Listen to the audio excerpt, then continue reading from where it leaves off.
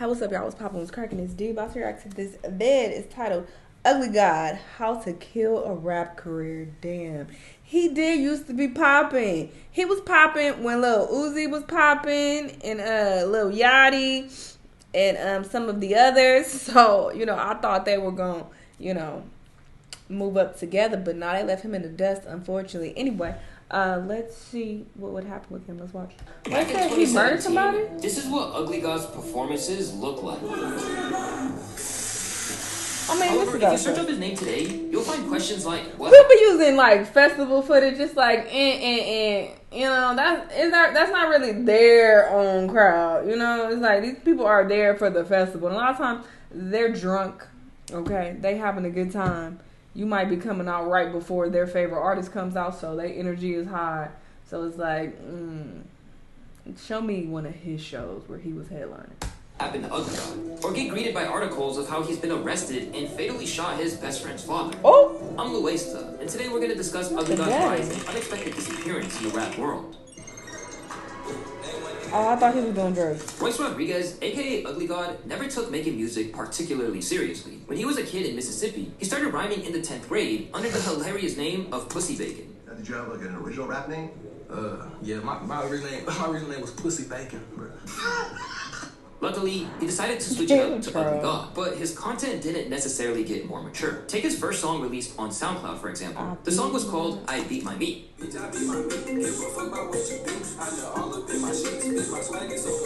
Sadly, many people in his social circles didn't find this track too amusing. So you came out with Beat My Meat, and then your basketball coach makes you take it down. Yeah. Why? I guess they feel like I want to pursue a basketball career, and that didn't compliment it with that song. Eventually, Ugly God would graduate from high school and begin attending the University of Southern Mississippi, and would later upload the track back on his SoundCloud. And amazingly, it did numbers. The song was really well received, and fans loved how funny it was. Considering that he had hit the scene as a teenager, Ugly God knew what it took to make content pop online, and his initial buzz didn't even specifically come from his songs. A good example of this was when he would make videos of putting lizards on his nose. Although it was something simple, it had fans commenting things like, I can watch this over and over again and not get tired of it. This is the funniest shit ever. How does he catch them so easily? He really is a god. Ugly God even claimed that he used these viral videos to promote his music. And on March 2017, Ugly God would officially become a household name after he dropped a single titled Water. That went stupid. Water. This song was also co-produced by him, and the beat was truly something special. The release of this track correlates perfectly with the time that his SoundCloud began picking up traction, amassing around 60,000 followers by the time of June 2016. Within weeks of the track coming out, it racked up millions of views, landed number 34 on Billboard, and a year later, it was certified platinum. Later in the video, we're going to discuss how this song would play a huge role in his downfall as a rapper, but for now, just know that this song was really big. The single's release even helped him ink a deal with Asylum Records on October of 2017, and suddenly, Ugly God was unavoidable. Once everyone had their eyes on him, Ugly God attempted to follow up with another hit and tried a number of different tactics, including a diss track against himself titled Fuck Ugly God. This song also did really well, and fans couldn't get enough of your boy Pussy Bacon. From here, he was on the top of the world. He was performing at large venues, getting features and collaborations from other famous rappers, and of course, making that bag in the process. Despite his success, Ugly God began to face his first problem with his newfound fame when he took issue to being grouped into the category of mumble rap. This term was coined by real hip-hop heads who disapproved of the direction that hip-hop was going. However, Ugly God didn't believe that mumble rap was his calling and considered it a slur against his generation's artistry. Some people throw me in that realm, some don't, but I think this is a kind of a disrespect word called mumble rap when you can really actually understand what they're saying. Many fans agree, with some claiming his response made him seem less of a mumble rapper and more of a humble rapper. Humble is a great way to describe Ugly God's persona. However, as you'll see later in this video, his humbleness may have came at a cost to his rap career. But instead of trying to defend the quality of his music, he just publicly acknowledged that the songs he made were just as mediocre as his critics claimed it to be. You said that you feel your music is trash. Oh, it's trash, terrible. So you're saying your own music so is trash. how is it a slur? Okay. This is a tactic used by rappers like Tyler, the Creator, to promote their album. By lowering expectations, listeners can be pleasantly surprised and end up liking the song even more. It also shows respect to the listener, as the artist appears to be more humble. Nonetheless, Ugly God's song Water was a huge hit, so he then followed this up with his debut project, The Booty Tape, which did okay, landing at number 27 on the charts and even had a Wiz Khalifa feature. However, singles like Bitch and Stop Smoking Black and Milds didn't really pick up the same traction that Water did, hinting at the fact that he may have been a one-hit wonder, but more on that later. In 2017, he was also on the double XL freshman list with popular artists like XXXTentacion and Playboi Carti. Many artists from that list did really great and went on to have The popular artist. I thought he was on. More on that later. In 2017. I thought he was on. I remember. I remember reacting to this freshman list, and I was laughing at Rap G's hairline because it's so low. Who else was on here? PNB Rock. Okay. He was also on the double XL freshman list. So his hair, look how low his hairline is. Like, I don't know, it just looked real low. Like, it just starts like way down here. I don't know. It just looked a little off. So I remember cracking up. And people was calling me racist. It was so stupid. I'm like, what? Like, that's a true Mexican hairline. You're such a racist. I was like, what the fuck is this? If you was around that time and you remember those comments, please please say something. But my mind was fucking blown. I was like, that's around the time, honestly, where I slowly start reading comments because I'm like, niggas are fucking stupid. Like, what are you talking about? What does this have to do with being Mexican? Anyway. With popular artists like XXX Tentacion and Playboi Carti, many artists from that list did really great and went on to have incredibly successful rap careers. But Ugly God's career seemingly stagnated. He didn't really drop much music after and would rarely pop up in interviews or social media. So what happened? Excuse me. In a No Jumper interview from 2019, Ugly God actually expressed remorse over doing the XXL cover as it created a situation of too much, too soon. So, like, what I've said before is that before XXL, even the water shit, I can say Wild Water was coming out, but my fan base was growing so like steadily and organically, and then like just looking at my numbers, which I fucking hate going by numbers, but sometimes it matters, and like going by numbers and like as far as my followers, and, like my analytics and stuff. As soon as XXL happened, that shit shot the fuck up. I bet. And it was I feel like I didn't get my core fan base where I wanted it to before, that.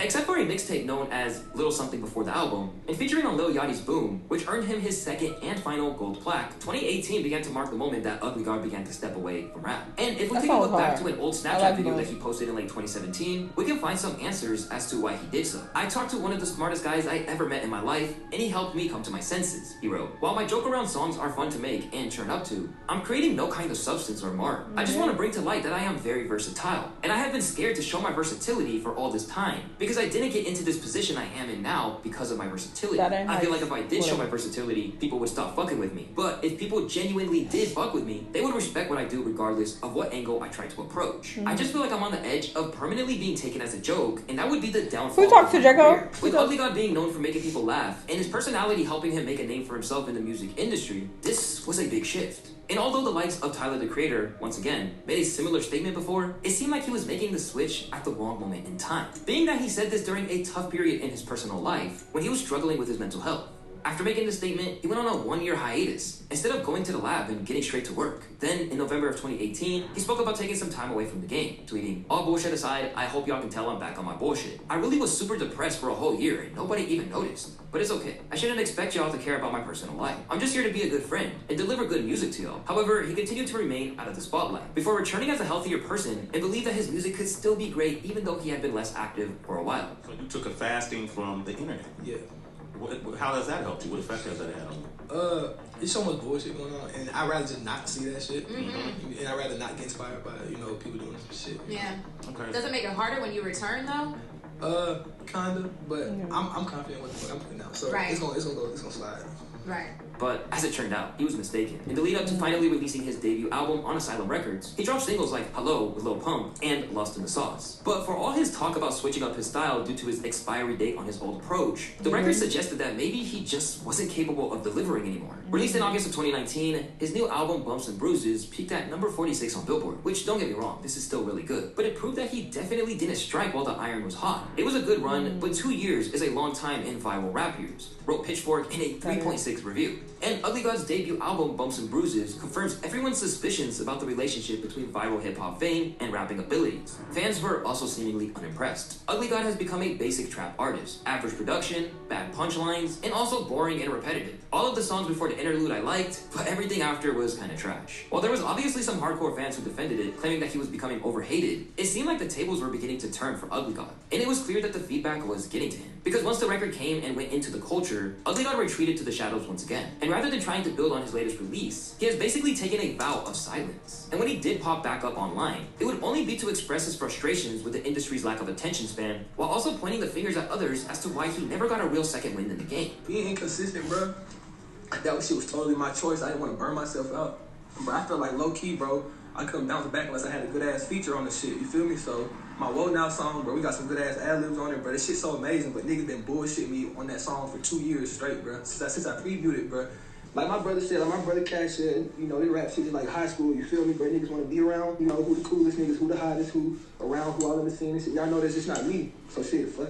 It only got worse in January 2022, when photos began circulating of someone who looked just like Ugly God working at Walmart, leading many fans to believe that the rap money really dried out, but it was quickly denied. Fans also began to notice that Ugly God's physical appearance was seemingly deteriorating, with many claiming he was possibly using drugs, such as cocaine. But half of the comments is niggas think I'm fucking snorting coke, doing meth, niggas call me a crackhead. That shit like hurts my feelings, nigga. For the last 2 years, I've been fucking running every single day, every single morning at 4 in the morning, eating right, drinking water, and working out. Just to look how I want to look. Got the route, like, just to reach my goal, just for niggas to then think I'm on drugs or snorting, whatever the fuck. So stop saying that shit. That shit hurts my feelings, nigga. I work for what the fuck I got. While this was great to hear, it did seem like there was something deeper going on that he wasn't telling us. But all of this news is harmless compared to what happened a couple months back. This happened a couple months back? For a little while this year, it really seemed like Ugly God was gearing up to resurface. After staying pretty inactive on social media, he was suddenly tweeting again and released a 2-pack of music on SoundCloud in May. But weirdly, it wasn't put up on any major streaming services like Spotify or Apple Music. Along the way, he seemed to be teasing a new project with space travel-inspired artwork and a recurring hashtag called Floatery, suggesting that there was something for his fans on the way. And while he had previously complained that he hadn't built the base that he wanted to by coming out the gate way too early, he was still commanding 19 million listeners and 97 million streams a year on Spotify in 2022, which totals to about $200,000 in yearly income. Obviously, his label Asylum was taking a huge cut of that, but at the very least, it proved that there were still people out there checking for him, even if the vast majority of listeners moved on once he dipped out of sight. But whatever he was planning was seriously disrupted after he began making headlines claiming that he was named the gunman in the death of 50-year-old Ronaldo de la Valati. Reports claim that Ugly God killed his best friend's father during an argument. While the evidence is still unclear, some reports claim that Ugly God and others supposedly convinced Ronaldo to come back to the house by claiming that his 11-year-old son was in danger. When Ronaldo was leaving, he allegedly got shot 4 times in the face by Ugly God, resulting in his death. The account of what happened has mainly come from Ronaldo's sister, identifying as Tisha online. In her post, which detailed the killing, she claimed that Ugly God had bragged about his involvement in the shooting online, and planned to use the fact that his uncle is a judge in Mississippi to avoid prosecution by using self-defense as a motive. When the news broke, the hip-hop world was completely shocked, with many in disbelief that the guy who made the song titled I Beat My Meat was the last person you would expect to be bagging a body. But what was more shocking to a lot of people is that after he had all that momentum back in the day, this was the first time that they heard his name even uttered in years.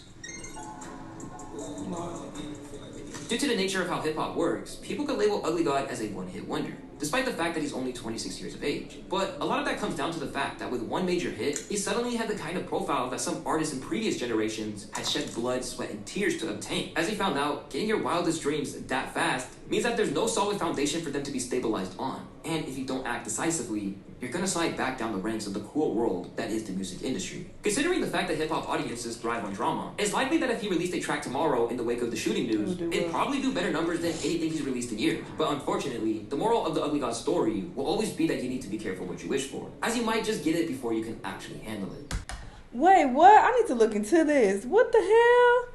I did not know that he was accused of a murder recently.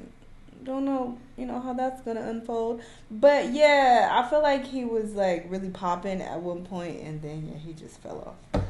Over the years, people lost interest. He should have, quickly tried to pivot and release music with more substance.